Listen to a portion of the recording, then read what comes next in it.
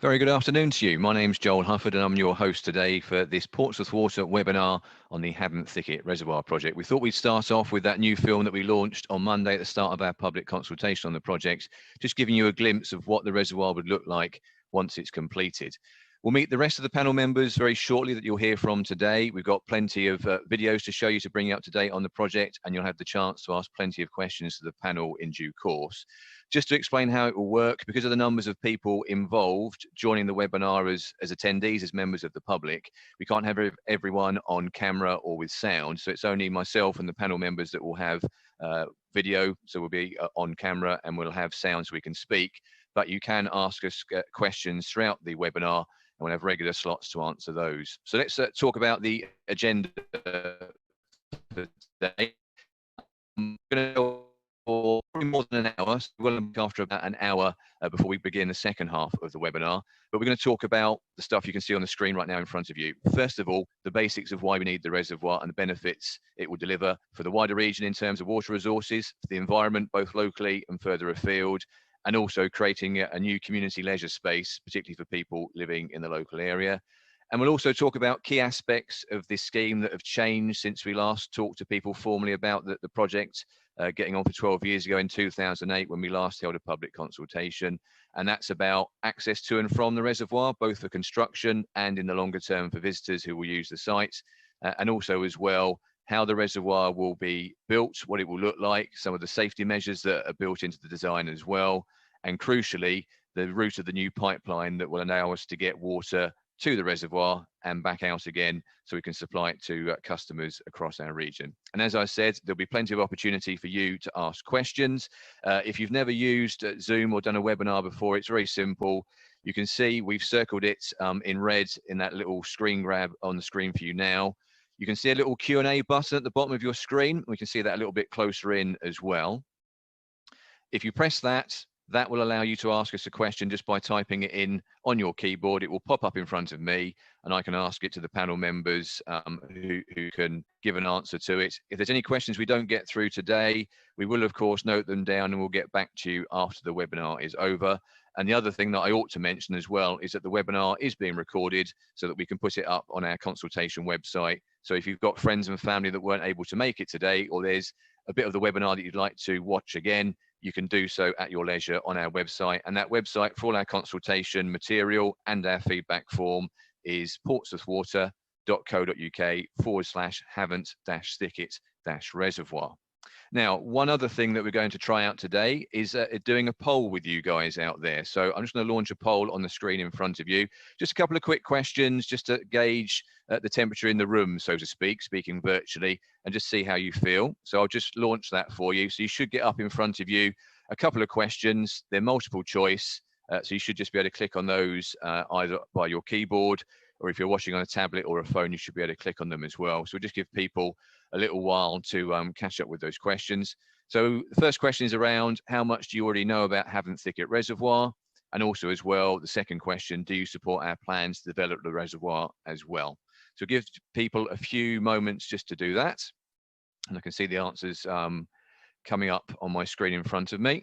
And then I'll share the results with you. Just a reminder as well, most of our consultation material is on our website. You can also look at our Facebook page as well, which is @Havant Reservoir.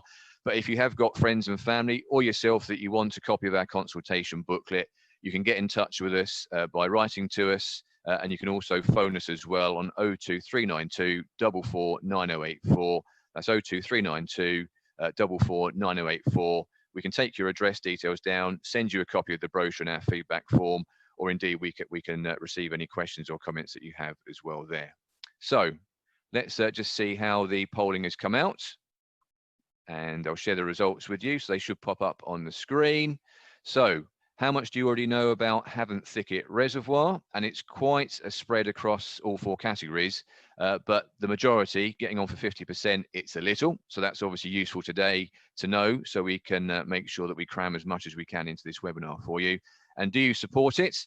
It's pretty much a universal yes. So 82% of people joining the webinar today, they are supportive of the reservoir scheme, which is good to know.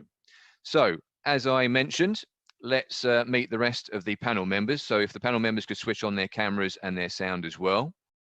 And just a reminder, panel members, when I introduce you, if you say hello, that means if someone's watching on their phone where they've only got the view where whoever's speaking pops up on screen, when I introduce you, you say hello, you'll pop up and they'll be able to see who you are. So if we start with Simon Hughes, who's our environment stakeholder and planning lead for the project. Hi, everyone. And we've also got Bill Irvine, who's our lead design engineer looking after the reservoir design and the pipeline design as well. Hi, good afternoon, everyone. You've got my colleague, Joss Newman, so he's helping me out behind the scenes. So when you ask questions, we might get them answered by me putting them to the panel, or it might be Joss and another of our colleagues, Bex, who will perhaps type an answer back to you. And all the answers, questions should be viewable by everyone on the webinar. So say hello, Joss. Hello. There we go. We've got on the environment front as well, we've got two people. We've got, first of all, Trevor Codlin, who's Principal Ecologist at Portsmouth Water. Hello, everyone. And then Liz Brown, who's been working very closely with Trevor on the environmental impact assessment for the scheme as well. Hello, good afternoon, everyone. We'll also hear as well from Andy Hills, who's the senior engineer who's been looking at the access route options for the reservoir. Hi, good afternoon, everyone. And then very shortly, we'll hear from Jim Barker, who's head of water resources at Portsmouth Water, about why the reservoir is needed in the first place. Good afternoon, everyone. We've got Joe Farrer, who's been working very closely across the team, coordinating all the material that will be put forward for the planning application to Havant Borough Council and East Hampshire District Council in the next few months. Hello. And then we've also got as well the two guys who've been looking at the leisure offering at the reservoir in particular. First of all, Jamie Metcalf. Hey, everyone. Who's the landscape architect for the scheme, and then Kieran Dyer, who's the senior architect for the visitor centre that we're proposing for the reservoir as well. Good afternoon, everyone. And then last but far from least, it's my colleague Rebecca Burgess. So again, along with Joss Newman, she's working with me on the communications and engagement for the consultation, and she's also helping out behind the scenes on the webinar too. Hi, everybody. Good afternoon. There we go. So just a reminder, you can ask a question at any time via that little Q&A button at the bottom of your screen. So do keep the questions coming in throughout. Any we can't answer today fully, or any we can't get to today because we run out of time, we will answer afterwards as well. And there's lots of information. Do encourage you to go to the website, portsmouthwater.co.uk/Havant-Thicket-Reservoir. So first of all, let's get a little welcome and introduction to the reservoir scheme from Portsmouth Water Chief Executive, Bob Taylor.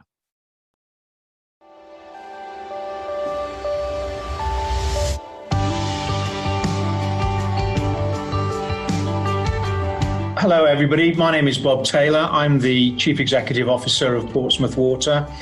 Welcome to this audio and visual presentation about the Havant Thicket project. This is a really important project, not just for us as Portsmouth Water, but for the community as a whole in this area and for water supplies in this area. So I very much hope you'll enjoy the information we're going to present to you now in order for you to participate in the consultation process. We need to build the reservoir because water supplies in the region are under stress, and that is from population growth. It's from a fundamental shortage of water resources, but it's also because of the need to protect the environment and the habitats within the chalk streams in the area, particularly within the Test and the Itchin. So we are providing water to support our neighbour, Southern Water, in order that they can take less water out of those very important chalk streams and protect them from an environmental perspective in doing that. But being in the middle of our patch, this will create a fantastic habitat for all sorts of flora and fauna. We're intending to build a wetland. We're intending to have bird watching facilities and places for people to walk and ride their cycles. And indeed, we're having a visitor centre there as well. So the reservoir, although being built primarily for the benefit of our neighbours, Southern Water, there is a very important community benefit in the Portsmouth Water area, in the Havant area particularly. And that's something that we're very proud of because we are very much one of the smaller community-based, city-based water companies. There's only two of us left now actually in the UK, and our links to our community are very, very strong. And we're so proud to be able to create this facility not only to help with the water supply situation, but to provide a great habitat and a great environmental asset for everybody in the region to enjoy.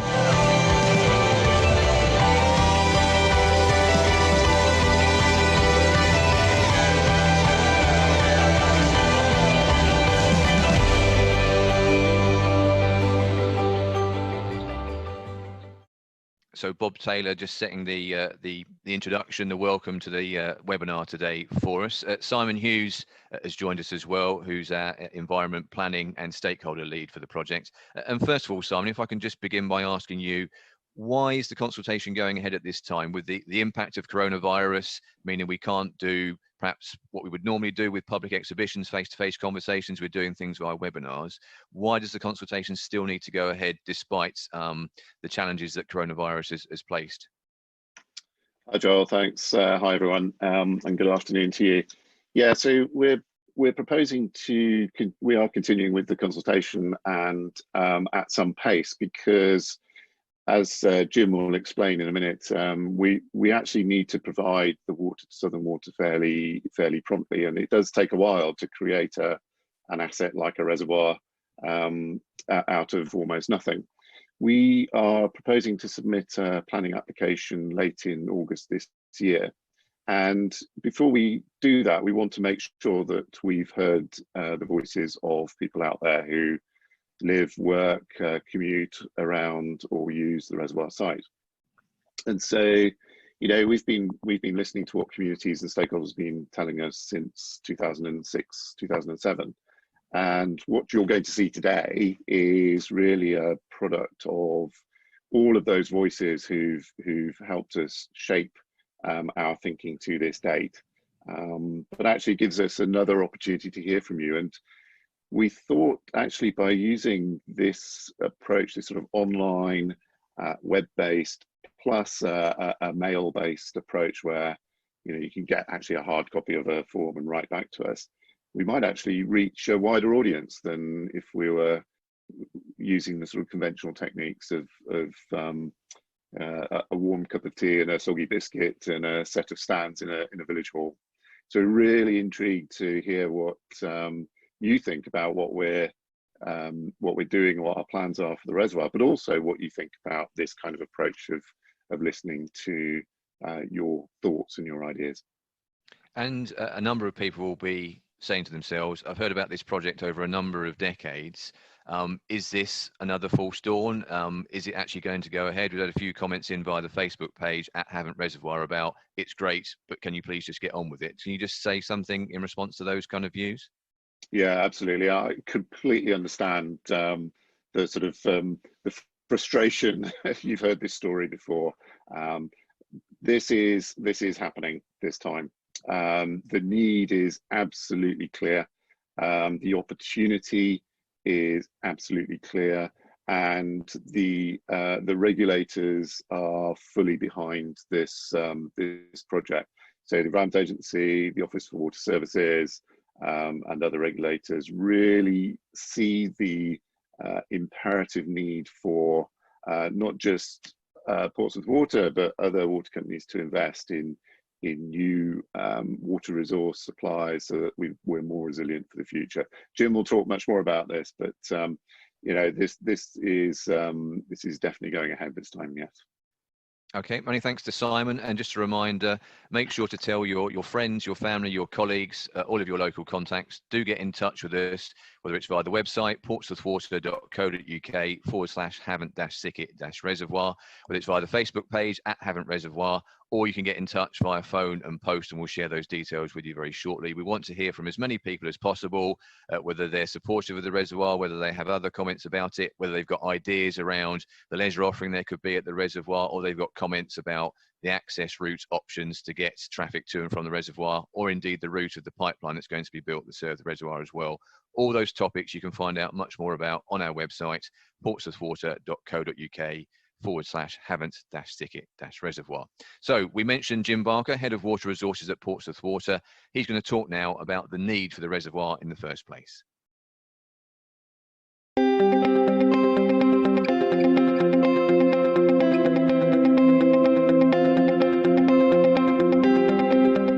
So I'm Jim Barker, I'm the Head of Water Resources for Portsmouth Water, and it's my job to make sure that there's enough water available to be treated to allow water to come out of everyone's taps for the next 100 years.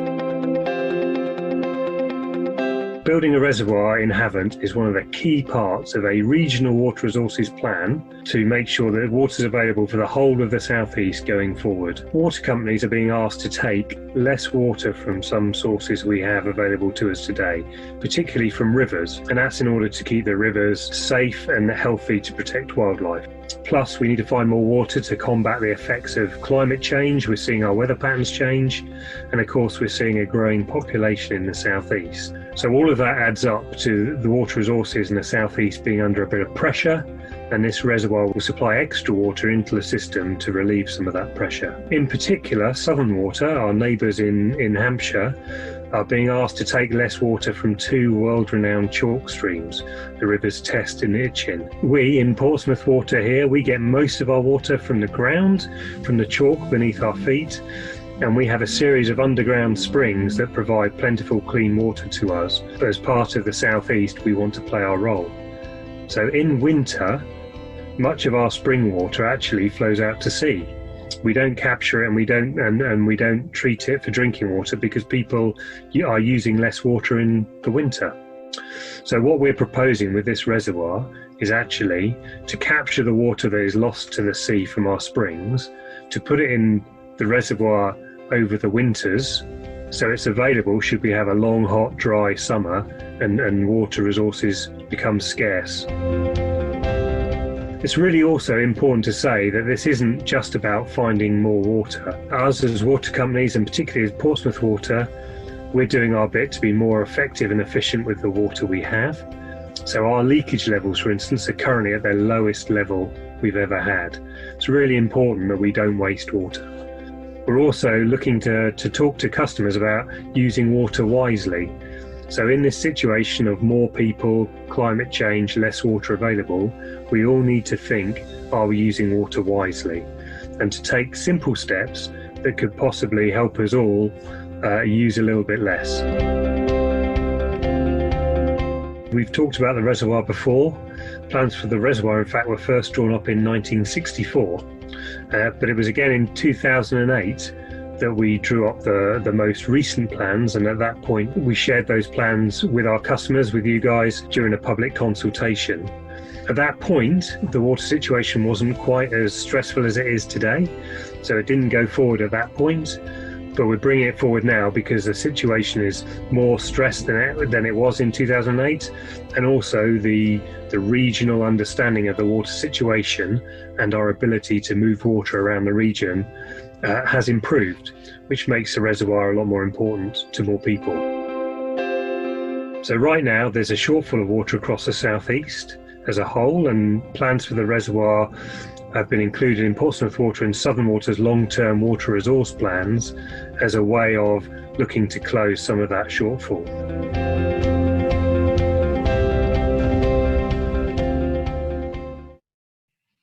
So let's hear from the man himself. Jim Barker, Head of Water Resources, is with us on this webinar on this sunny Saturday afternoon. Don't forget, you've got the Q&A tool at the bottom of your screen. Just click on that. You can ask a question at any time, and we can put them to the panel members, or if it's something we can't answer today, we will get back to you after the webinar as well. Jim, Simon talked about it. You mentioned it very clearly in that video. The need for the reservoir has ramped up in recent years, certainly since the last time that we held a public consultation on the project back in 2008. Can you talk a little bit about how the reservoir will actually help Southern Water further towards the west? Because it's not a case of the reservoir water being directly pumped over to them. It's slightly more complicated than that. Absolutely, Joel. Thank you. Yeah. So what's happened since 2008, really, two things have changed. One, that the government expects all water companies to plan for a lot harder drought. So back in 2008, we were all planning for the worst drought on record, which was probably 1976. So a kind of 1 in 80 year kind of return event. What the government have said is actually we want to be more robust to dry weather. So they've asked every water company to plan for a 1 in 200 year event. So we all need to find more water to make available in that situation. So that's been one of the big driving forces behind this. And what actually will happen, you're right, we won't actually give the treated water from Havant Thicket all the way across to our boundary in the west to Southern Water. What we'll actually do is use our sources that are currently in the Meon Valley, and actually we do abstract water from the River Itchen ourselves. So that kind of western side of our network, we will look to give water from those sources to Southern, and then the Havant Thicket water will kind of flow in behind our sources and fill that area in the west that's in our patch. So it's kind of a compensatory kind of thing. And you talk about, the likelihood of droughts becoming more frequent, becoming more severe, and people will hear an expression like 1 in 200 years and say, well, that's a very low percentage. But we've seen with the impact of climate change, where we're getting longer, drier, hotter summers, but equally in the winter, we've been getting dry winters as well. And if you get that combination over several years, it can start to bite in terms of water resources coming under pressure. So the systems that we have need to be a lot more resilient and a lot more flexible, and the reservoir is a good example of that. Absolutely, absolutely. So as I said in the video, we get most of our water from the chalk below our feet. What happens in the summer, rainfall in the summer hits the ground and actually gets used by grass, trees, the plants, and actually not a lot of water finds its way back into the chalk. So it's winter rainfall that we rely on here in the southeast, and rainfall falling in the winter manages to get past the plants and tops up our water in the chalk. What Havant Thicket is doing is actually taking advantage of that. So the springs I was talking about in the video are driven by winter rainfall. And what we're saying is we'll take the extra flow in winter that comes out of those springs, and rather than let it flow out to sea, we'll take a percentage of that flow. So we're not taking all the water out of the streams, but the extra winter flow we'll take and we'll hold in the Havant Thicket Reservoir for when we need it. And we had a question that's come in via the Q&A button at the bottom of everyone's screens. It's come in from Andy, and he talks about desalination. So effectively taking seawater, cleaning the salt out of it and turning it into drinking water, which when you live along the south coast is a question that pops up time and time again when it comes to water supplies and how we can get bigger capacity for the future. I guess we touched upon it in the film. We've got all of this lovely spring water that's ready to drink with a little bit of treatment flowing out to sea in the winter. It would seem a bit nuts to not make use of that first before you then looked at desalination as perhaps a backup for a more severe year. Absolutely, it is a great question. What we're doing at the moment is actually, as a group of companies in the southeast, we're looking to nail down our plans, really have a view of our plans to 2100. So we really are looking to at a proper time horizon for this. There is no doubt that if climate change continues along the trends we see and population continues to rise, we will need to look at a lot more options than we currently have available. And you're right, desal or water recycling or something like that kind of thing is inevitable in the future.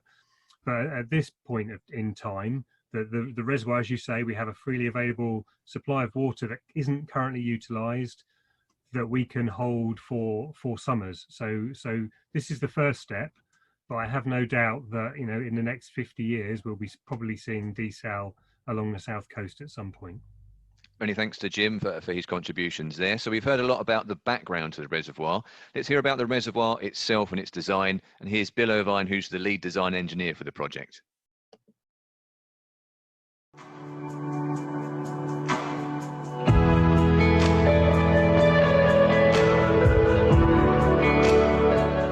My name's Bill Irvine. I'm lead design engineer on the Havant Thicket project. My role on the project is to coordinate all of the design elements across the project, including the reservoir itself, the pipeline, the pumping station, and downstream treatment works and connections into the network, providing water across to Southern Waters region. The proposed site for the reservoir has been owned by Portsmouth Water since 1965 and covers 160 hectares. It sits next to Rowlands Castle and Lee Park and is bordered to the north by Forestry England woodland at Havant Thicket, and Storton Country Park lies to the south, which is owned by Hampshire County Council. The area is currently grassland and open space with areas of trees. The site has been chosen as perfect place for a reservoir because it sits in a valley on clay soils, which provides a natural seal for water. This means we'll be able to dig and shape the reservoir, predominantly using the existing material on the site. The reservoir would fill the majority of the site and will be up to 18 metres deep in places, and it will be about 1 mile long from east to west and half a mile wide from north to south. The water will be contained by a sloping embankment, which will run along 3 sides of the reservoir and up to 20 metres high in places, with a new wetland habitat area created along its northern edge.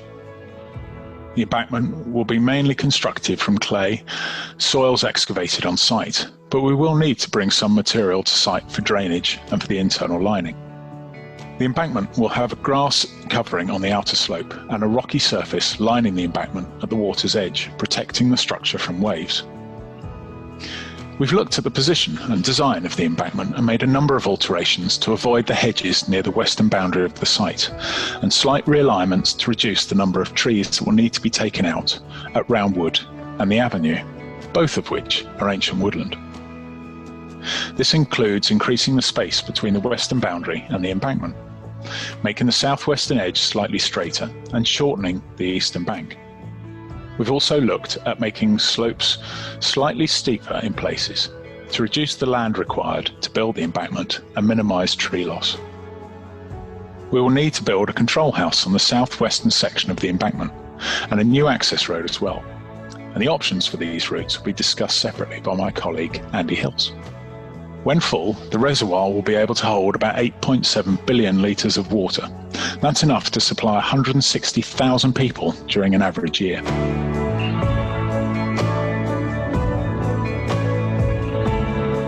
It will take 9 years to plan, build and fill the reservoir. Everything is scheduled to be complete and the reservoir full of water and open to the public by 2029. We're aiming to have achieved planning permission to enable us to start on site with enabling works through to 2023, creating the access road, preparing the site and diverting footpaths. From 2023, we can then commence construction of the embankment and reservoir itself, digging out the clay and building the reservoir. We'll also be laying the pipeline to transfer water from the pumping station at Bedhampton up to the reservoir itself. From 2027, we can start to construct the amenity provisions on site, including new pathways, a visitor centre and facilities. All works should be finished by 2029.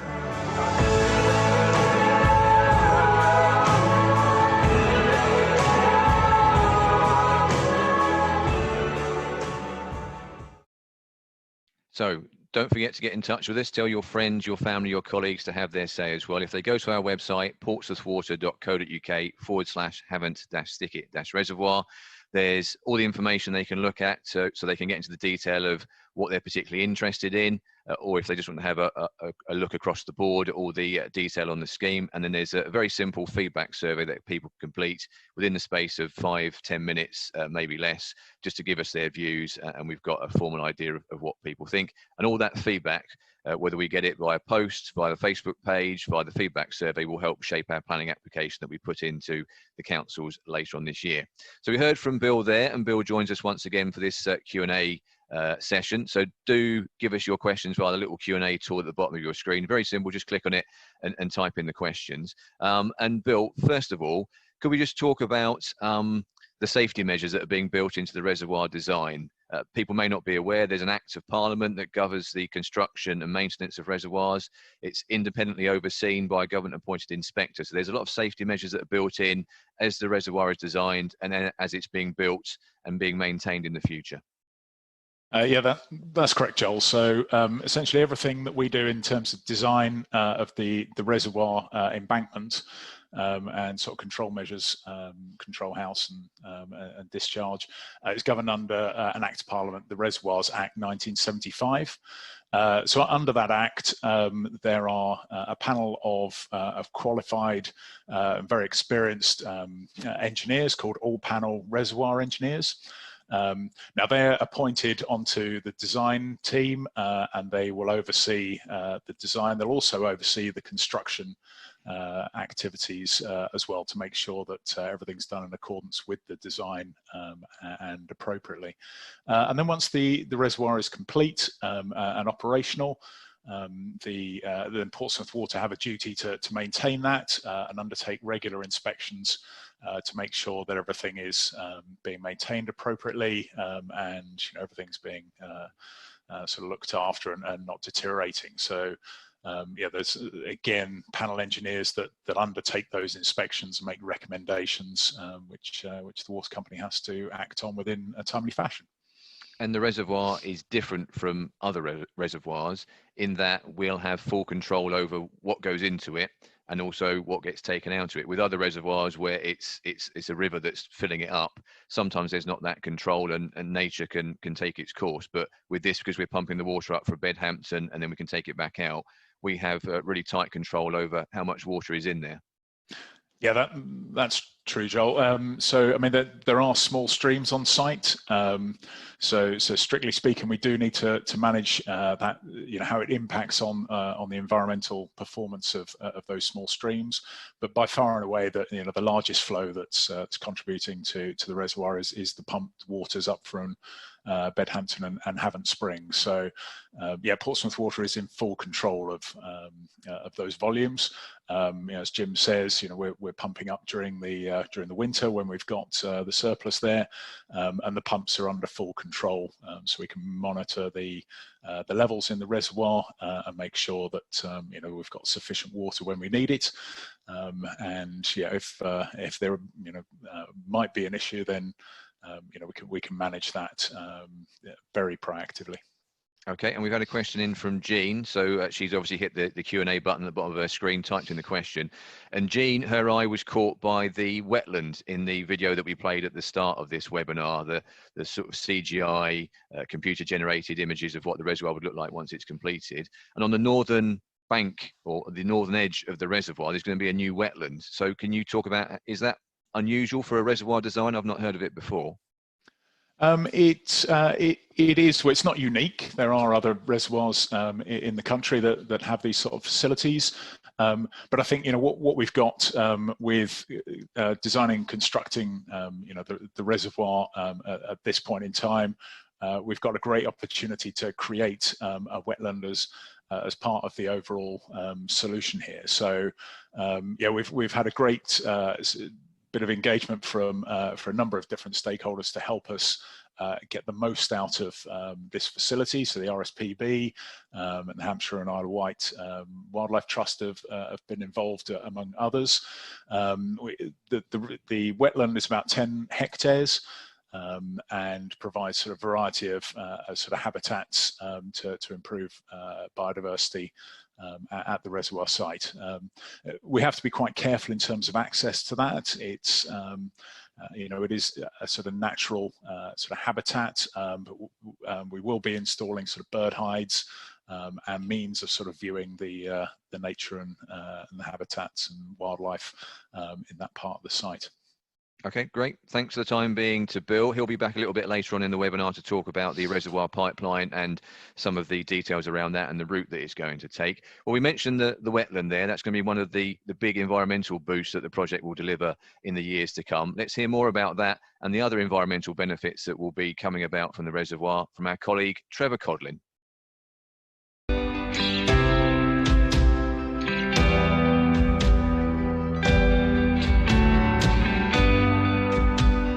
And my name is Trevor Codlin, leading on biodiversity side of the project.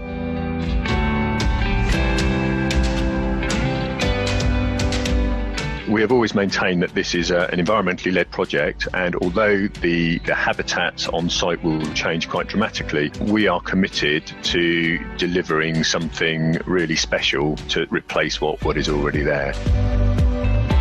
We have been surveying the site since 2005, so we have a good understanding of the ecology of the site. We've recorded 13 species of bat, we've got reptiles on the site, breeding birds, and also dormice.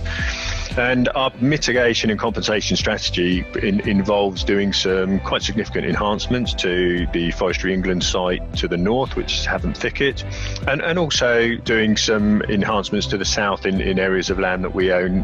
One of the key things that we want to deliver, and this is a really exciting bit of the project for me, is the delivery of a new wetland. The plan is to have an area of wetland along the northern edge of the reservoir. So this will be approximately 1 kilometre long. What we're going to have is a retaining bund which will separate the sort of main water body from this wetland, and then we're going to create 4 different wetland compartments which will provide a different range of habitats for different species.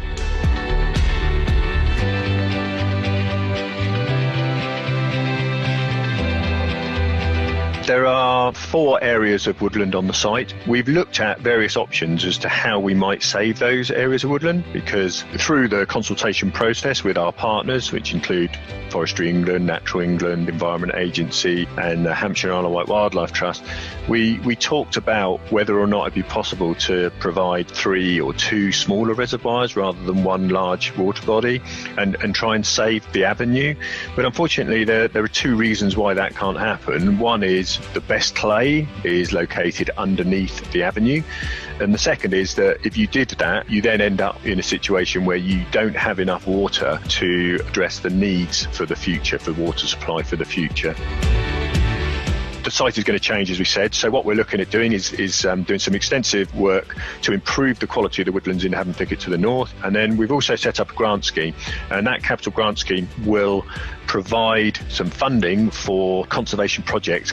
So we're looking at identifying suitable sites where we would fund the planting of trees in those areas.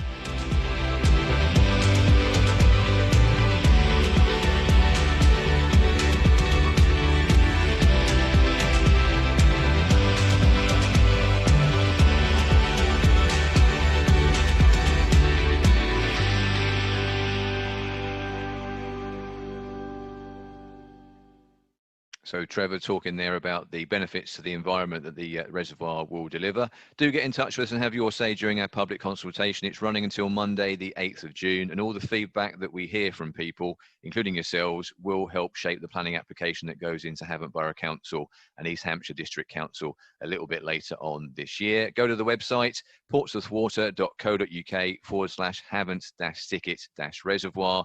You can find out all the information you want there. All the videos you're seeing today on the webinar are there as well. You can also go and join our Facebook page if that's more up your street, at Havant Reservoir, and again we'll be sharing all the videos and information there from the consultation for you to have your say.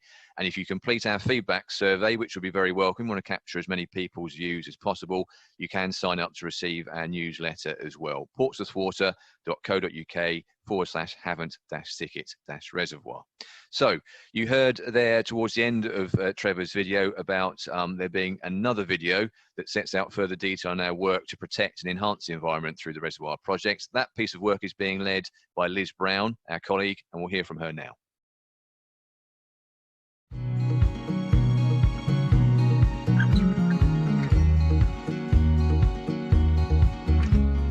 Hello, I'm Liz Brown. I'm the Havant Thicket Reservoir Project's Environmental Assessment and Design Lead. Havant Thicket Reservoir is going to create a valuable new wetland, woodland, parkland habitats, a visitor centre with parking facilities and a network of trails and paths. We have to take into consideration the impacts of any construction on the surrounding environment. So what we've been doing is we've been carrying out an environmental impact assessment for the scheme. This assessment identifies the environmental effects of the project and develops mitigation to avoid, reduce or offset these environmental effects. The assessment approach, our methodologies, have all been discussed and agreed with the local authority, East Hampshire District Council and Havant Borough Council. The environmental assessment includes inputs from a number of environmental topics. These include air quality, biodiversity, historic environment, landscape and changes in view, noise and vibration, population and health, transport and water, and that's in relation to water quality, water resources and flood risk. We've undertaken a number of surveys and studies. Most importantly, Portsmouth Water anticipated that a lot of survey work in terms of biodiversity would need to be done. But this means that surveys have been undertaken recently and reported on in terms of European protected species, but other habitats as well. In addition, we've done a ground investigation, which is informing the assessments about ground conditions and the amount of material that might be generated on site, which can be used during construction. And we've also been doing traffic surveys to ascertain traffic numbers in the local areas to inform our assessment. The advantage of having this baseline information means that we have up-to-date current information, and then we can then consider the changes that might happen as a result of the project.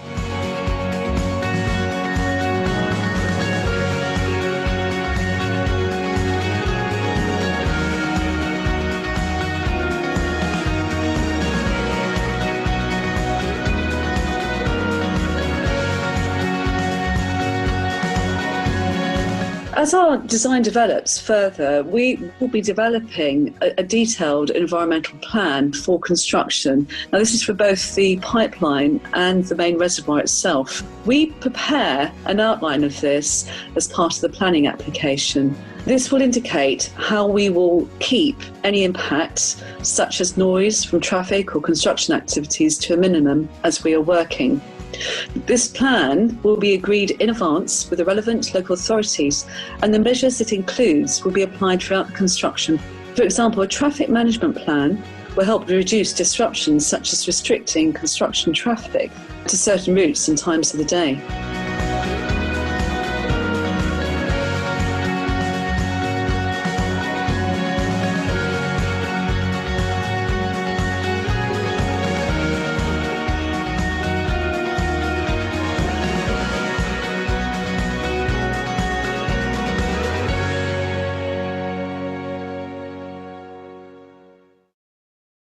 So if you want more details on the piece of work that Liz has been leading on, that environmental impact assessment, it is available on our website, and it gives you an update on the progress we've made to date. There'll be much more detail that will be available in the next few weeks once the planning application goes in to Havant Borough Council and East Hampshire District Council. And as with every planning application, there'll be lots of information that will be made available for you to have a look at in a little bit more detail.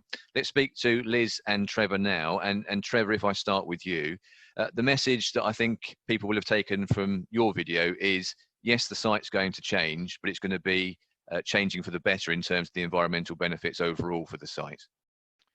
Yeah, that's what we hope to do.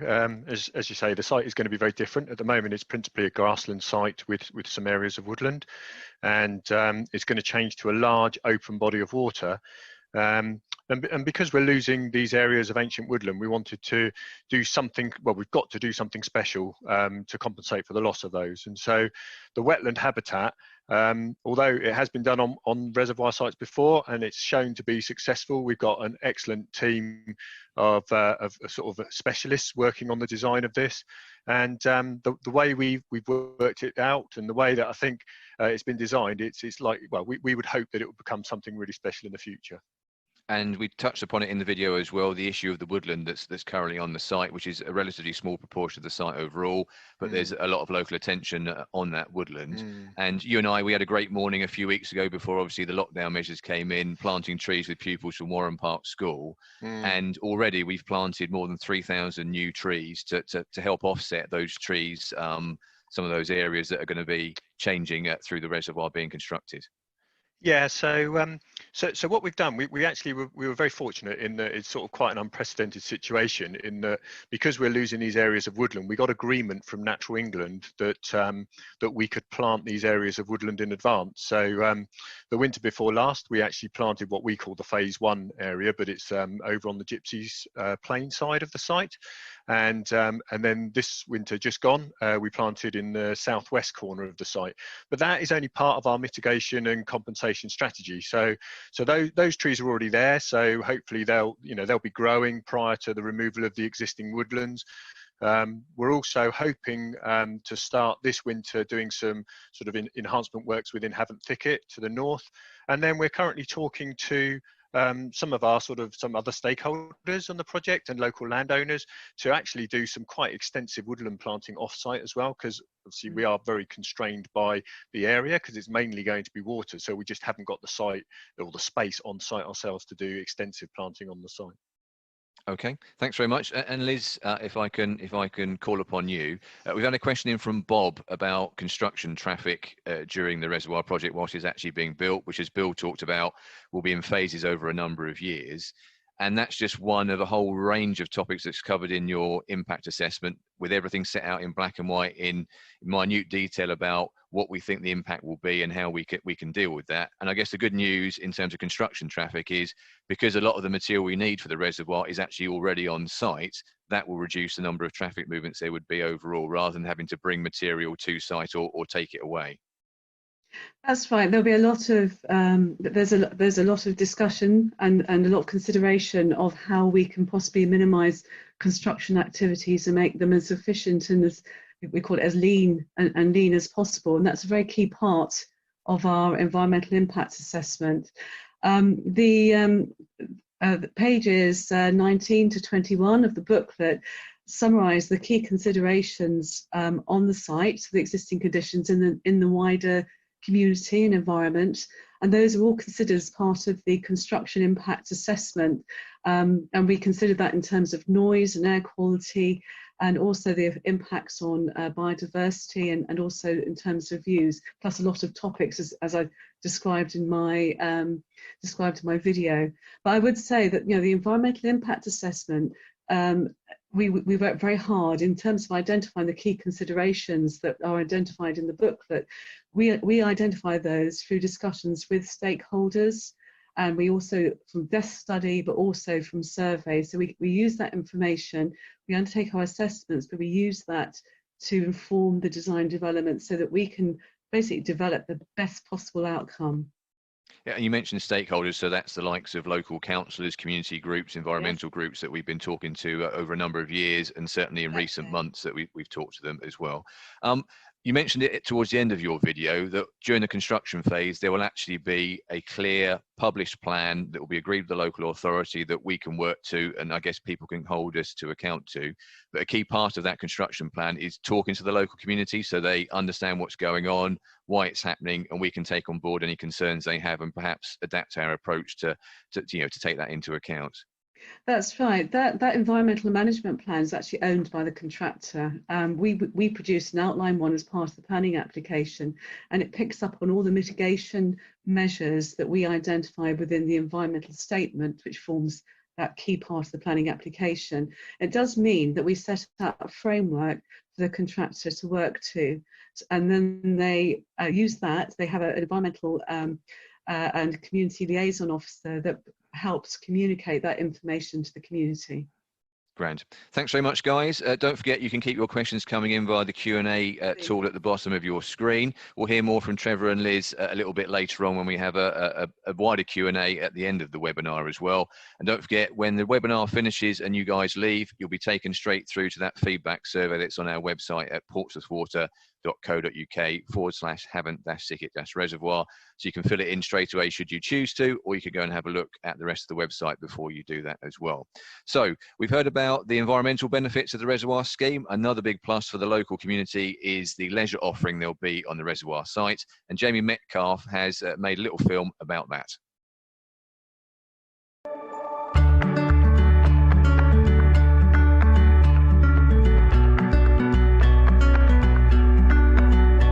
I'm Jamie Metcalf, and I'm the Havant Thicket landscape architect. I am tasked with designing the external spaces at Havant Thicket in order to create somewhere special for everyone to use.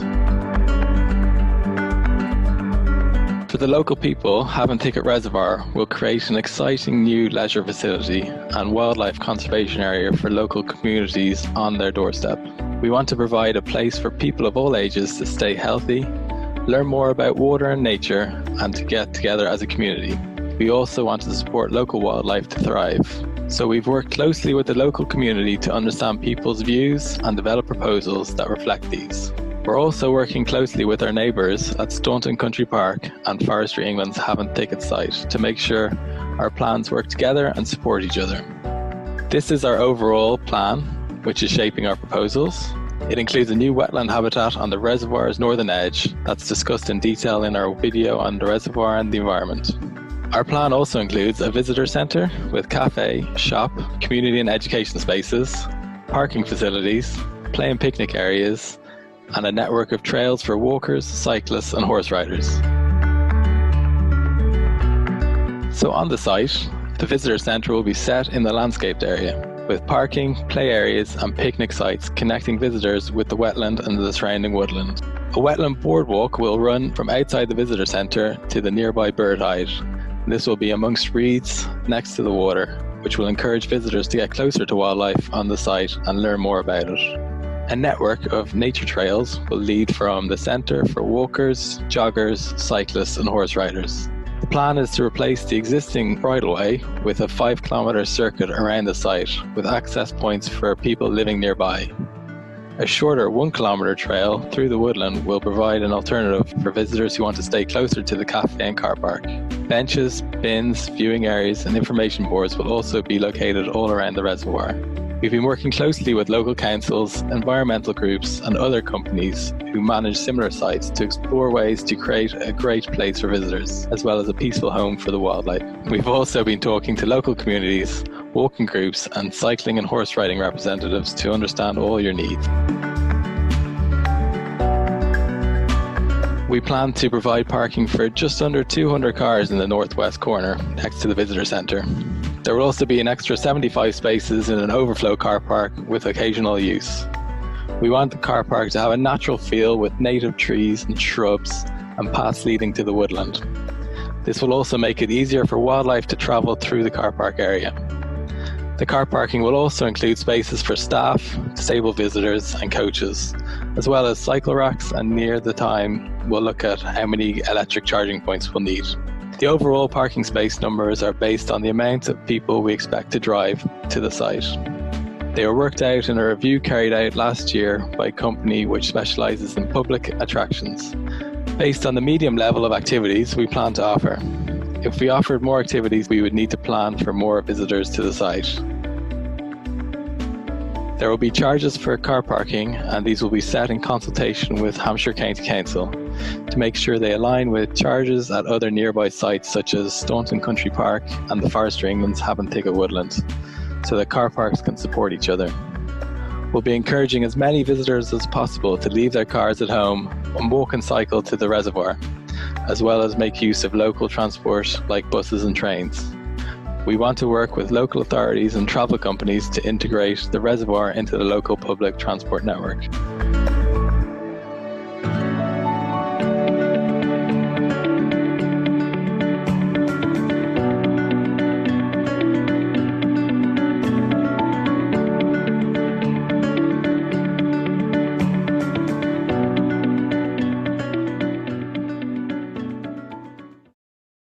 So you caught a glimpse of it there. The visitor centre that's proposed for the reservoir site is something that, since we published the artist's impression of the possible design online, it's got a lot of attention. If you want to go and have a look at it in further detail, it's available on our website at portsmouthwater.co.uk/Havant-Thicket-Reservoir. And also as well, something that's really unique about that page is we've got an ideas board where you can post your ideas for the visitor centre, for leisure at the site as well, and we can have a look at those and get back to you on that. So we caught a glimpse of the visitor centre in passing in Jamie's video just then. Let's have a look at it in a closer detail with Kieran Dyer.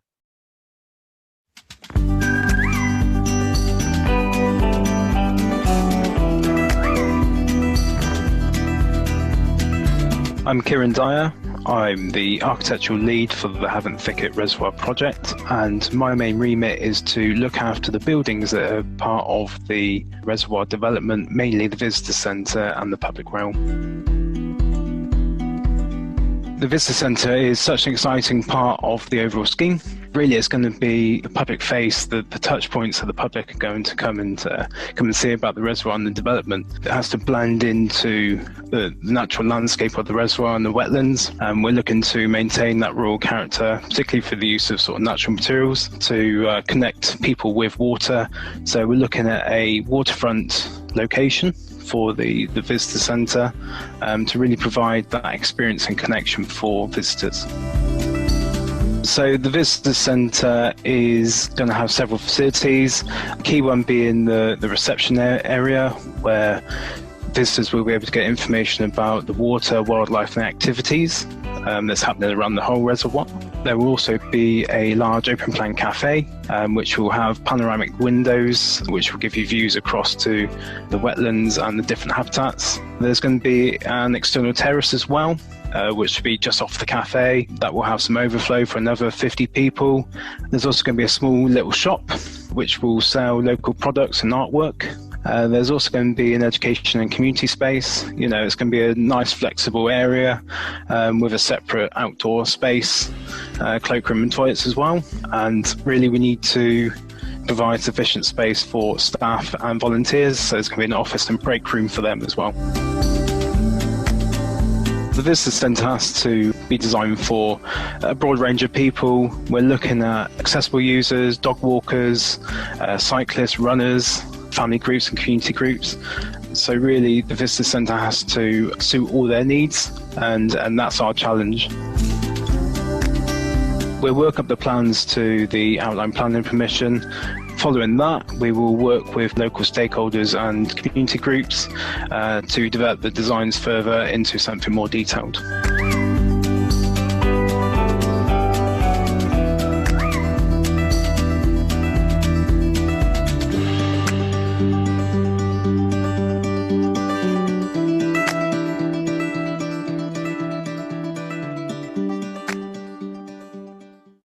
Okay, so that's an update on the leisure offering that there could be at the reservoir once it's completed. If I could just ask Simon Hughes to join us as well, who's been looking at the leisure offering in terms of the range of activities that could be happening on site. We've had a question in from Anita, Simon, talking about, she says, it looks great, as in the visitor centre and the reservoir site overall.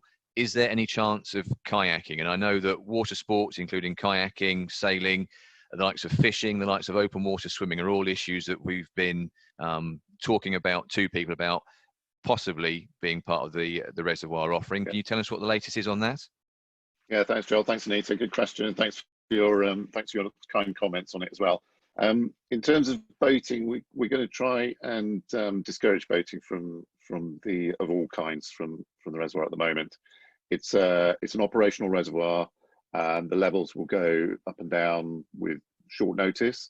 It also has to be a really great place for nature to thrive. Now, I know that boating and nature can survive successfully together, but in this case, we're aiming to try and deliver a place where there's an opportunity for quiet enjoyment of the countryside. And at the moment, we feel that boating doesn't really fit in with that. We're also a bit concerned about the additional traffic that would be generated by interest in boating. In terms of swimming, again, a deep, cold, operating reservoir where the levels can change fairly quickly is not, we think, a safe place for us to encourage swimming. So again, at the moment, we're not aiming to encourage swimming.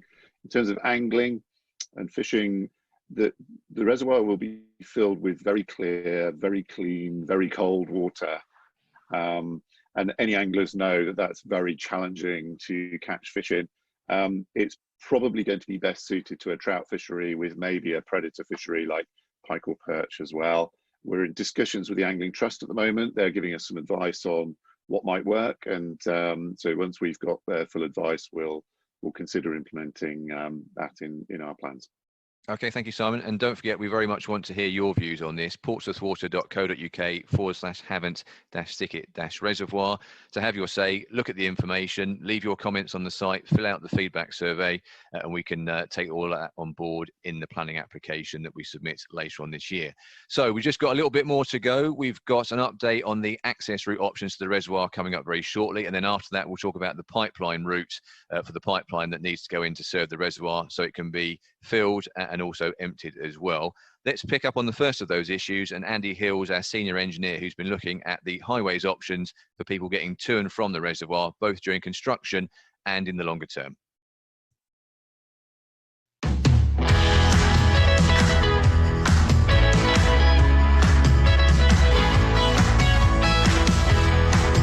Hello, my name's Andy Hills. I'm the senior engineer on the reservoir project, who's been leading work on the options for the access route to and from the site. We need to create a public road for vehicles to get in and out of the reservoir site. That's both whilst the reservoir is being built and when it opens to the public. Options for the access road were last looked at back in 2006 to 2008. Since then, the local area has changed, so we think it's important to look at all the options again. There's more development to the southwest of the site, and there's planning permission for a residential and mixed-use development just to the north of the site. These and other plans for development mean there are new challenges and opportunities to consider. We've carried out another review of all the options and we'll continue to review and develop new ones. Each option was assessed in terms of impact on the environment, engineering and construction, and how it fits into the overall aims of the project. Our review has shown that there are now 2 potential access points to the reservoir, from the north and from the south.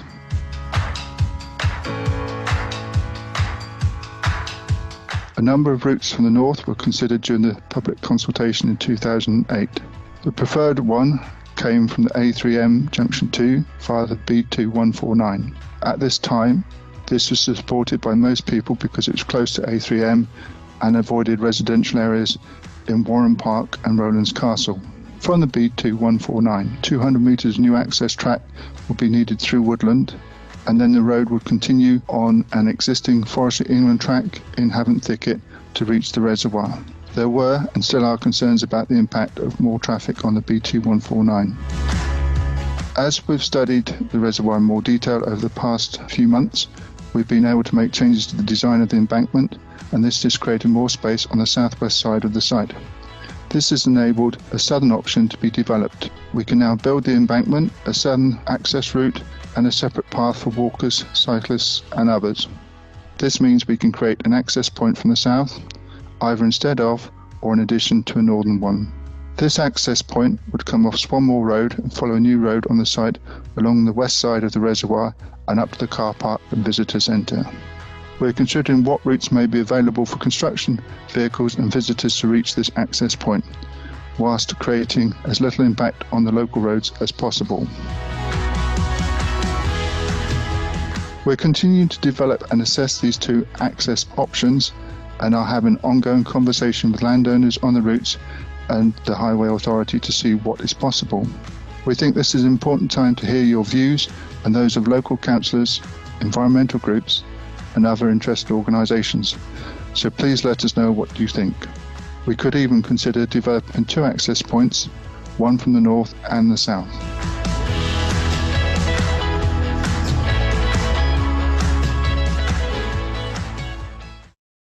And if you're particularly interested in the further detail around the access route options, there's more information available on our website. And we've also got a very nice little tool there that you can use. It's a map of the access route options, and you can drop a virtual pin onto the map and put a comment in it if you've got a particular view on something, a concern about something, a question about something. It's just another way that you can let us know what you think, and we can take that on board, or we can get back to you and have a further discussion. And Andy has joined us now as well, just to have a quick question and answer session. And I think one thing that's really key to stress, Andy, is that we are talking to the local community about the access route options, getting their views, getting their insight, getting their intel. So for example, we did a very similar session to the one we're doing today a few days ago with local councillors, and the local councillors for the sort of Warren Park area in particular had a few comments about the access route options. And that's what it's all about, is just trying to tease out what are some of the pros and cons of the 2 options, and perhaps potentially if they could even work together with the north-south options being combined to create 2 routes into the site. Oh yes, it's a very pertinent point, and it's also a very important one as well. We have identified 2 options, a north option and a south option, and both have got their relative strengths and weaknesses. The one to the south is very good in terms that it doesn't impact too much on the ancient woodland, as does the northern one, but there is perhaps a greater impact with traffic to the south. To mitigate this, we are looking at using potentially both the north and south access options to mitigate both the construction traffic and the operational traffic to and from the site. So that is an option that we are actively considering at this moment in time. And people who perhaps remember the 2008 public consultation will remember back then it was about the northern option being the preferred one. Obviously, a lot has happened in the 12 years that's followed. There's been local development. The world physically around the site has changed, and that's why the southern option has now come into play, because circumstances have changed. There's new access routes that potentially make that southern option more attractive. Yes, that's correct. We've got the developments such as Dunsbury Park to the southwest of the site, and we've also got land of east of Horndean, which is also a big development to the northwest of the site, which will impact upon the northern route. Both these routes will generate additional traffic, and it's how we interact with these and also deliver the best result for the reservoir. Okay, Simon, if I can call upon you again. We've had a question in from David that I think it'd be helpful to have you on board to help us answer. And he talks about, will you be able to access the reservoir on foot from, say, Storton Country Park? And I guess that's a very important point, that whilst you have to take account of vehicle traffic, there is going to be a big push around public transport and sustainable transport, whether it's cycling, walking, and also access for horse riders. Yeah, thanks, David. Yeah, the short answer is absolutely. So we're aiming to link in with all the existing permissive paths and footpaths. We'll also be creating some new paths around the site, and making sure that we can link across into local communities, but also the South Downs National Park, which starts on the sort of northeastern edge of the site there. We've had some really good input from some cycling groups as well, from British Horse Society, people who ride horses around the Forestry of England sites as well, and trying to make sure that we link up all of those opportunities for people to travel through the site on, something that isn't a car or a motorbike, either their feet, their wheels, or their hooves, if you like. So yeah, absolutely. Great. Many thanks to Andy and to Simon there. So if you want to learn more about the access route options for the reservoir, do go to our website, portsmouthwater.co.uk/Havant-Thicket-Reservoir. So on to the final section of the webinar. Let's learn about the pipeline that will get water to and from the reservoir in the longer term. And our colleague Bill Irvine is back to explain more about that.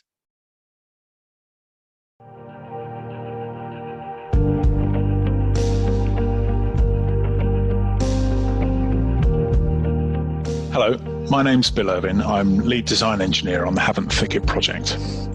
My role on the project is to coordinate all of the design elements across the project, including the reservoir itself, the pipeline, the pumping station, and downstream treatment works and connections into the network, providing water across the Southern Waters region. We need to lay a pipeline to fill the reservoir in the winter from Bedhampton Springs and to take water out to supply it to you when it's needed. The same pipeline could also be used to steadily draw off water into the Hermitage stream in the unlikely event we need to empty the reservoir. During the 2008 consultation, we heard support for a pipeline route that followed the Riders Lane and Hermitage Stream corridors. Since then, we've had a look in more detail at how we could lay the pipe along this route and the disruption it might cause. We've also considered new ways of laying pipe. We've looked at the engineering and how difficult it would be to build, disruption to the local community and traffic, the health, safety and well-being of the people building the pipeline and maintaining it in the future, environmental effects and sustainability, and the overall cost. As a result of this, we've slightly updated the pipeline route, which you can see in outline on this map.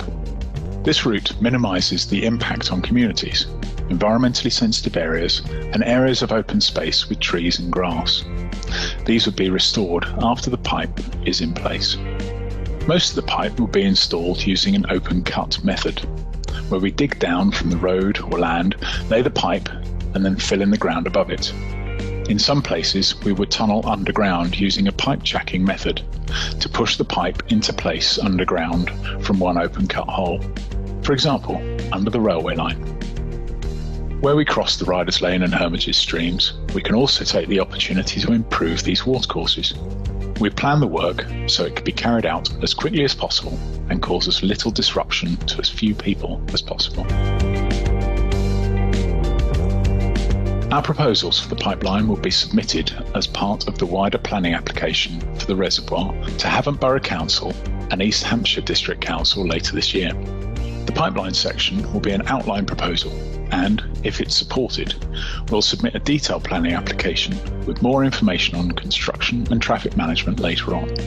For the detailed plans, we'll be looking at how we can limit the size of the areas we're working in to reduce disruption to footpaths, residents and local roads, stagger site activities to reduce traffic, restrict when work can be carried out, for example, not working overnight, and consider noise insulation measures.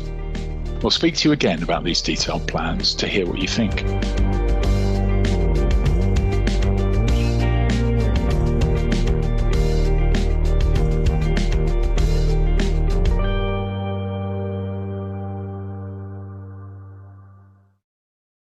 So that's the update from Bill on the pipeline. And Bill, as with the access route options on the website, we have got a map that people can look at the pipeline route or the potential pipeline route down to property level. They can zoom in on it just like they can with any Google type map. They can put a pin in there virtually and write their comments. And the message from you, I guess, is you want to hear from people what they think about it, any queries they've got, any concerns they've got, any local facts or intelligence that might help us shape the route when we go forward that more detailed plan in due course.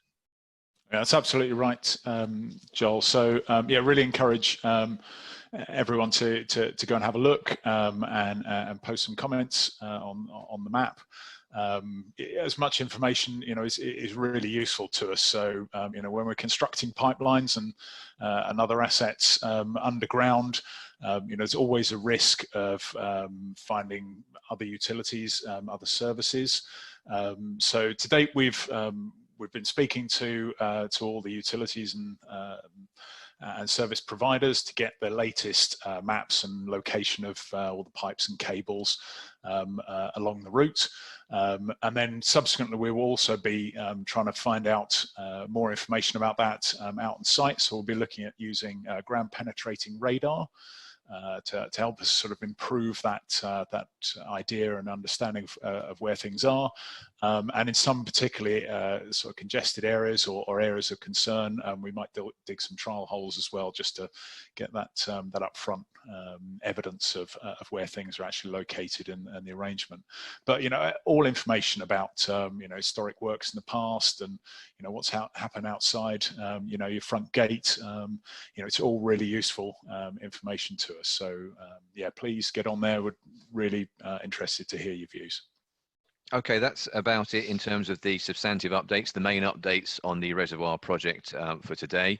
We have got a little poll that we'll do with you just before you guys head off, but I just would encourage you, yourselves, your friends, your family, your colleagues, do have your say on the reservoir project. Get in touch with us via the website, portsmouthwater.co.uk/Havant-Thicket-Reservoir, via the Facebook page @Havant Reservoir, or a variety of other mechanisms as well, which you can see on the screen there. We've got email, we've got post, and we've got the phone line if you want to get a hard copy, a printed copy of that consultation booklet and the feedback form as well. So let's just have that closing poll.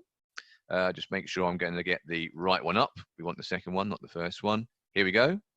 So you guys should be able to see that on your screen. So again, it's about how you found the webinar today, whether you found it very useful or otherwise, and also as well, just that question around your support for the reservoir project. So before, it was very strong in favour of yes, I am supportive, and it seems to be staying that way. And in general, the feedback on the webinar has been very good, very useful, quite useful, is the answers that are being filled in. So any other feedback that you do have for us, do let us know via those contact mechanisms that were up on the screen a little while ago. So let's just end the polling there. So it's very useful from people in terms of their view of the webinar today, and also people very supportive of the reservoir, which is good to hear as well. If I could just have the panel members just come back on camera for one last time, just to say thank you for your contributions today. These are the people that you can ask questions to directly via the website as well. You can get in touch with us with any queries you've got, any comments, whether it's via the feedback survey, the comments board, or just by pinging us an email. Do tell your friends and family if you found the webinar useful today. We've got more happening in the coming week on Tuesday and on Friday. Then there's a break for a week or so after that, and we've got 2 more webinars to close the consultation. I think they're on the 3rd and 4th of June, but all the details on our website. For the time being though, we'll leave you to enjoy the rest of this sunny Saturday afternoon, And thank you for your interest in the Havant Thicket Reservoir project. We look forward to receiving your feedback. Thank you.